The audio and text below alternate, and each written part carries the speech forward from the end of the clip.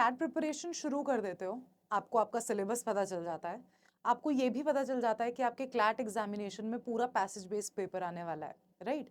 लेकिन जो legal reasoning का सेक्शन होता है, उस पर्टिकुलर सेक्शन को ना आपने कभी देखा होता है ना कभी समझा होता है, बिकॉज आपकी क्लास 11-12 तक लीगल जैसा सब्जेक्ट आपने कभी ना देखा ना सुना ना कभी पढ़ा, राइट। अब वो सब्जेक्ट जब आपके सामने आता है तो आप बिल्कुल डर जाते हो कि इस सब्जेक्ट को हमें कॉम्प्रिहेंड कैसे करना है और इससे रिलेटेड पैसेजेस कैसे सॉल्व करने हैं। So hello CLAT aspirants, welcome back to Icontas CLAT YouTube channel. और आज इस वीडियो में मैं आपको बताने वाली हूँ that how to solve a legal reasoning passage. ठीक है, अब क्या होता है ना, यूजुअली जब हम अपने एक लीगल रीजनिंग के पैसेज को सॉल्व करने बैठते हैं तो हमें पता ही नहीं कि उसको हम किस टेक्निक से सॉल्व करें ताकि उससे रिलेटेड जितने भी क्वेश्चंस हो उसका जो आंसर है वो बिल्कुल हमारा सही निकलता जाए। And that is what is my motive to explain you everything कि आप एक लीगल रीजनिंग के पैसेज को सॉल्व कैसे कर सकते हो in this particular video, right? So now to move ahead, सबसे पहले तो स्टेप्स देख लो कि कौन से ऐसे स्टेप्स हैं जो आपको ध्यान रखने हैं by solving the legal reasoning passage. मैंने आपके यहाँ पे 5 स्टेप्स मेंशन किए हैं जिनको मैं आपको एक एक करके सारे एक्सप्लेन भी करूंगी, but just to give you a brief idea, these are the steps that are involved clearly in solving a legal reasoning passage. ठीक है, और इन स्टेप्स को अगर आप केयरफुली और सिंसेरली अगर फॉलो कर लो तो आपका एक भी क्वेश्चन गलत नहीं होगा, in particularly if I talk about legal reasoning. ठीक है, तो सबसे पहला है read the passage carefully. Common sense की बात है, अगर आप एक पैसेज को सॉल्व कर रहे हो और अगर आपका ध्यान नहीं है उस पैसेज में, आप कुछ और चीजें सोच रहे हो, तो ऑटोमेटिकली आपका कॉन्सेंट्रेशन नहीं बनेगा। And that is why you have to read the passage carefully with full concentration, right.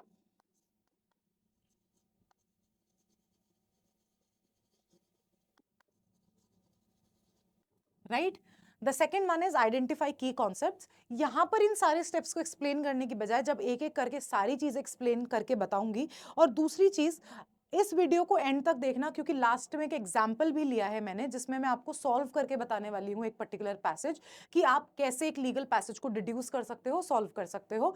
Just stay till the end of the video. And then the third step is stick to the principle. Fourth, analyse the options.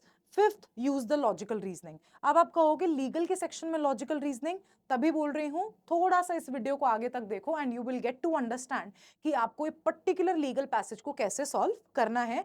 And trust में, आप ये वाली जो technique है ये आप किसी भी पैसेज को सॉल्व करने में लगा सकते हो, राइट।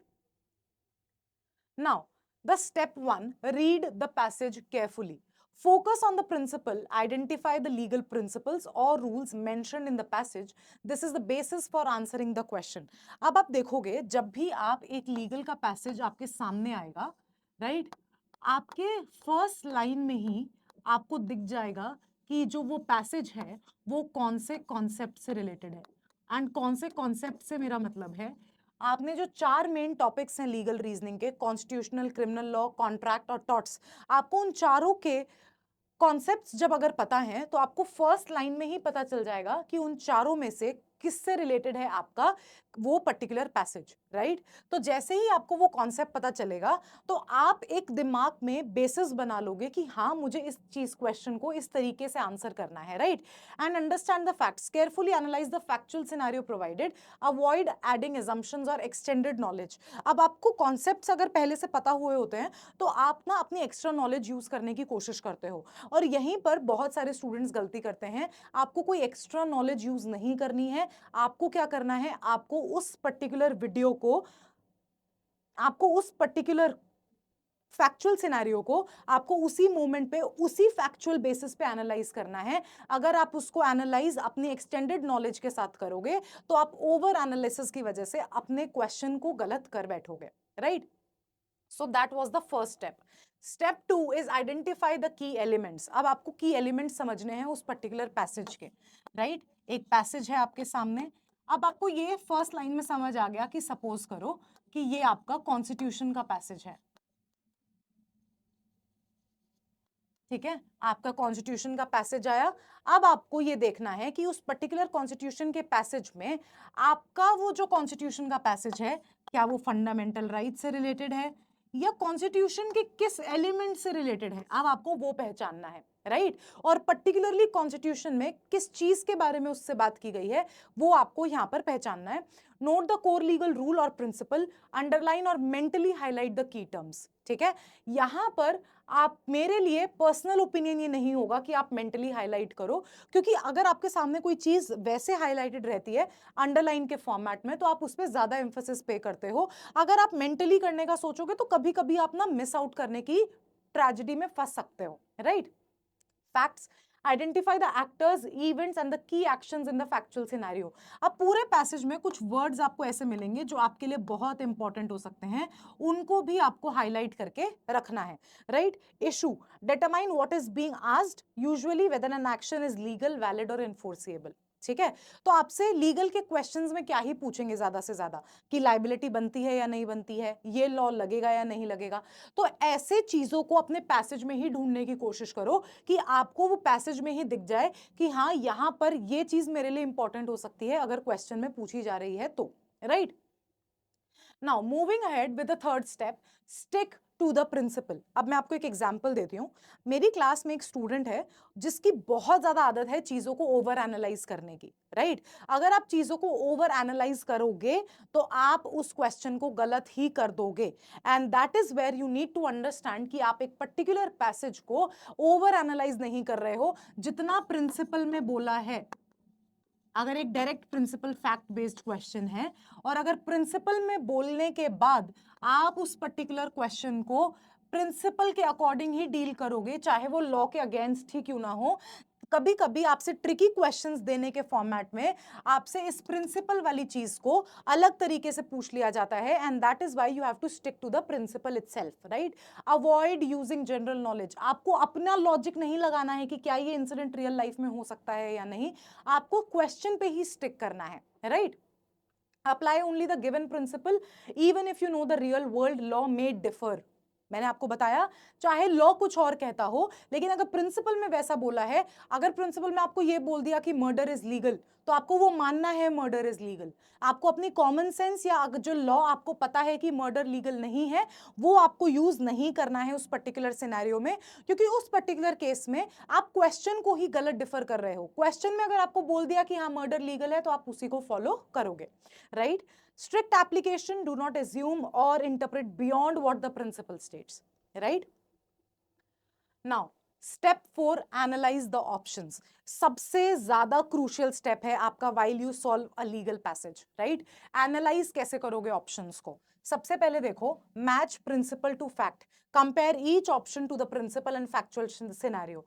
फिर आपको क्या करना है, फिर आपको एलिमिनेट करना है incorrect options, remove options that contradict the principle, go beyond the facts provided. अब क्या कह रहे हैं, आपको इनकरेक्ट ऑप्शंस को सबसे पहले एलिमिनेट करना है, एंड दैट इज वेयर, मैं आपको बताऊं जब मैं क्लैट एग्जाम दे रही थी, this is the strategy that I followed.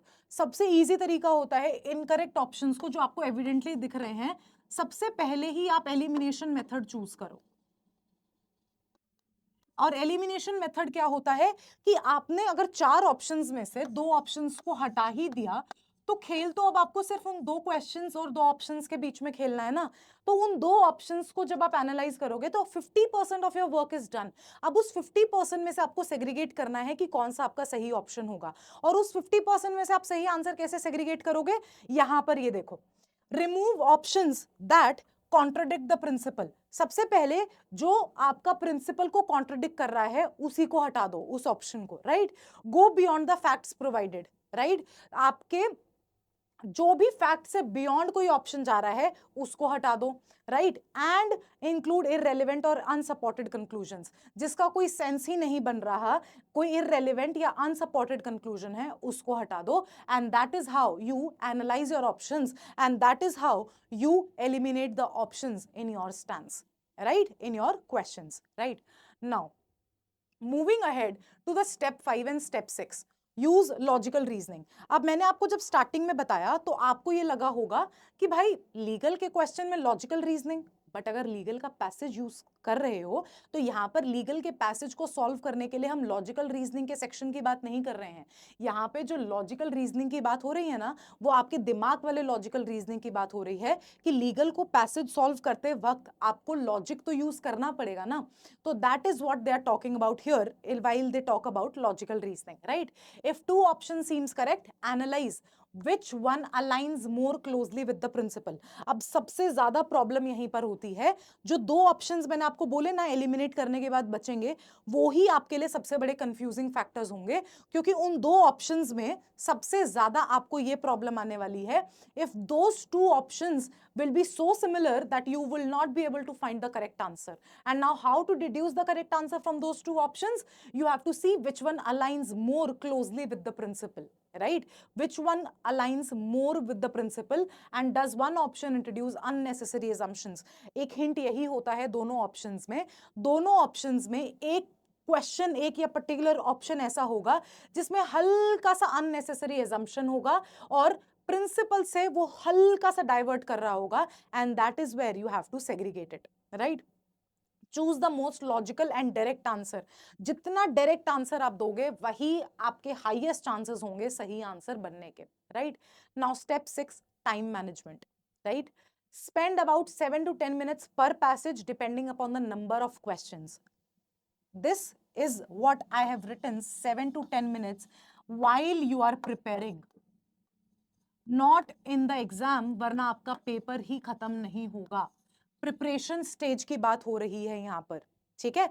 And जब आप अपने 7 to 10 मिनट्स पर पैसेज सॉल्व करने में लगाओगे, आपकी जो एक्यूरेसी है वो प्रायोरिटाइज होगी, और जैसे ही आप पूरे साल में more than 3 to 4,000 questions practice कर लोगे लीगल के, तब आपको एक पैसेज को सॉल्व करने में 7 to 10 मिनट्स नहीं लगेंगे in your examination, and you will be able to solve one particular passage in 3 to 4 minutes, right?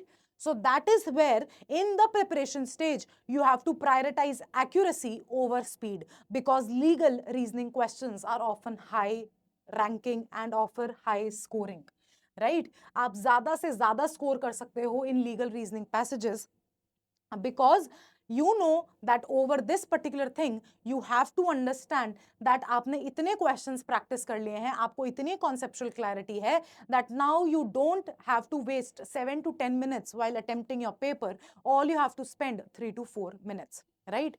Now I have certain pro tips, right? ये तो मैंने आपको steps बता दिए. Now I have certain pro tips for you to ace the particularly legal reasoning passage. The first one is understand common principles. अपने आप को पहले से ही familiarize कर लो torts, contracts, constitution and criminal law से।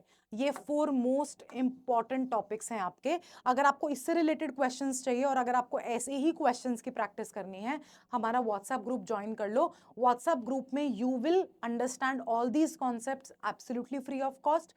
व्हाट्सएप ग्रुप में ही आपको दिखेगा कि आपको ये क्वेश्चंस इतने ज्यादा मिल रहे हैं, डेली आपको एक पैसेज मिलता है, आपके at the end of the day CLAT exam तक आप मोर देन 4,000 क्वेश्चंस हमारे free of cost CLAT group में ही प्रैक्टिस कर लोगे, and that is how you will be able to solve more than so many questions कि आपको पता होगा कि आपको लीगल रीजनिंग का पैसेज सॉल्व कैसे करना है, right?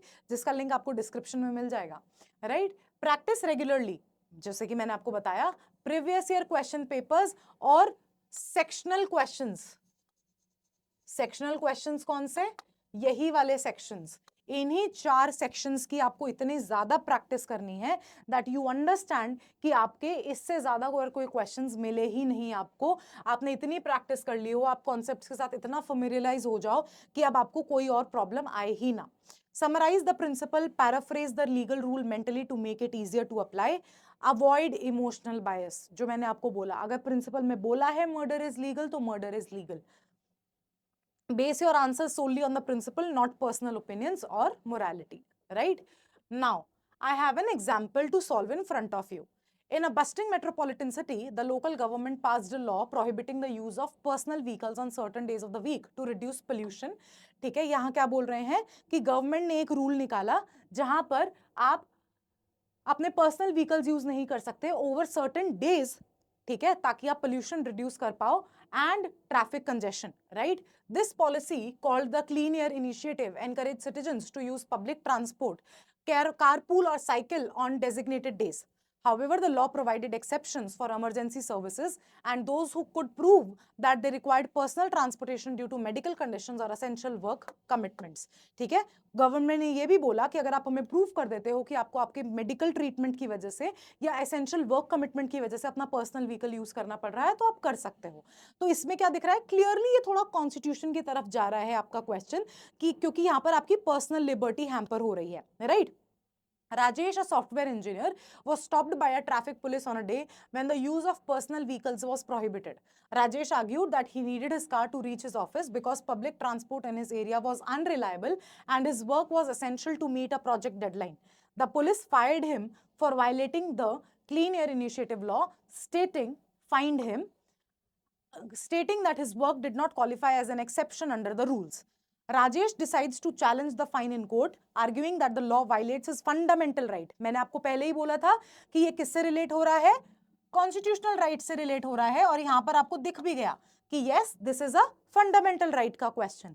To freedom of movement under article 19, मैंने आपको बोला था आपकी पर्सनल लिबर्टी हैम्पर हो रही है, राइट? पैसेज पढ़ते ही आपको एक आइडिया होने लग जाएगा जब आप इतने क्वेश्चंस को प्रैक्टिस कर लोगे कि हाँ ये क्वेश्चन किस चीज से रिलेटेड है, of the Indian constitution, and that the exceptions are arbitrary and discriminatory. The local government defends the policy by stating that it is a reasonable restriction imposed in the interest of public health and welfare, aligning with the principles of the sustainable development. Right? ये आपका passage था। अब इससे related questions देखते हैं। Does the Clean Air Initiative violates Rajesh's fundamental rights? 4 options है आपके पास। क्या इस क्लीन एयर इनिशिएटिव ने राजेश के फंडामेंटल राइट्स को हैम्पर किया है? Option A, yes, because the law restricts Rajesh's freedom of movement without valid justification. B, yes, because the exceptions under the law are arbitrary and unfair. No, because the law is a reasonable restriction in the interest of the public welfare. No, because public transport and carpooling are viable alternatives. ठीक है, take 5 seconds and understand कि आपको क्या लगता है इस question का answer क्या होगा, right? The law imposes a restriction, but it aims to address environmental and public welfare concerns, which are valid grounds for reasonable restrictions under Article 19, Clause 2. Hence, the correct answer is C. अब option C क्या था? No, because the law is a reasonable restriction in the interest of public welfare. वहां पर जो public transport था वो पूरी तरह से बैंड नहीं था, उसको पर्सनल ओपिनियन में लगता था कि वो अनरिलायबल है।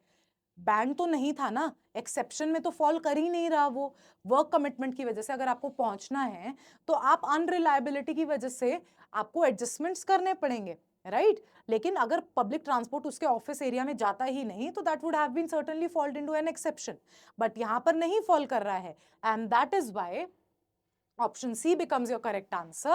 And now let's move to question number 2, जिससे आपको और समझ में आएगा, क्लैरिटी मिलेगी। If the court were to decide in Rajesh's favor, which of the following principles would likely be cited? अब देखो, अगर राजेश के फेवर में जजमेंट देना है तो आप क्या करोगे?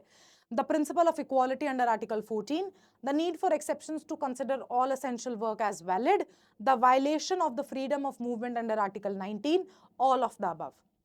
Take another 2-3 seconds and decide what would be your stance on this. अगर राजेश के फेवर में देना है जजमेंट तो आप कैसे दोगे? सारे ही ऑप्शन सही हैं। Of course, all of the above would be the correct answer. If the court rules in Rajesh's favor, it would likely argue that the exceptions are discriminatory and that the restriction of disproportionately affects Rajesh's freedom of movement, और सारे work को आप exception में डाल दो, and that is how you can work in favor of Rajesh, right? And that is why option D becomes your correct answer, right? तो आप देख पा रहे हो कि कैसे हमने एक पैसेज से आपके 2 क्वेश्चंस को सॉल्व किया, एंड आपको समझ में आया that how you need to particularly follow the simple steps and simple rules while opting or while solving a CLAT legal reasoning passage, right? अगर आपको इस वीडियो को देख के सारा समझ में आया तो वो भी कमेंट सेक्शन में बता दो, और अगर आपको अभी भी कोई डाउट है तो वो भी कमेंट सेक्शन में बता दो। I will be happy to help you out in every way possible, and till then don't forget to subscribe the YouTube channel and also don't forget to join the WhatsApp group, जिसका link आपको description में मिल रहा है। बहुत सारे free resources हैं जिनको आप मिस आउट कर दोगे if you are not on those WhatsApp groups, and till then I will see you in the next video.